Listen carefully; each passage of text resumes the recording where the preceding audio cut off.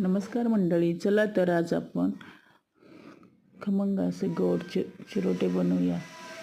त्यासाठी प्रथम असा परातीमध्ये अर्धा किलो मैदा घ्यायचा. त्यात अर्धी वाटी तूप टाकून जमेल तसे असे पीठ मळून घेऊ.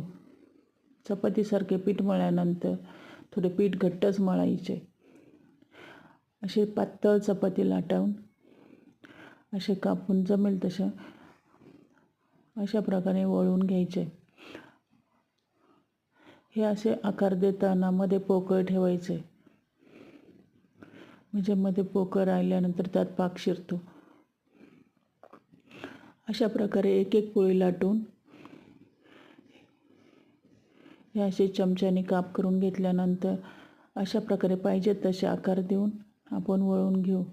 चिरोट्यांना आकार देऊन वळून नंतर मी कढईत तेल गरम करून हे चिरोटे तळून घेतले. अशा चिरोटे तळून झाल्यानंतर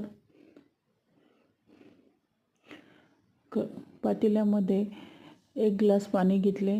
त्याच्यामध्ये 2 ग्लास साखर टाकली. गुलाबजामसारखा पाक तयार झाल्यानंतर हा पाक ढवळत राहायचा. गुलाबजामसारखा पाक तयार होतो. त्याच्यामध्ये हे चिरोटे टाकून 2 दिवस भिजवून द्यायचे.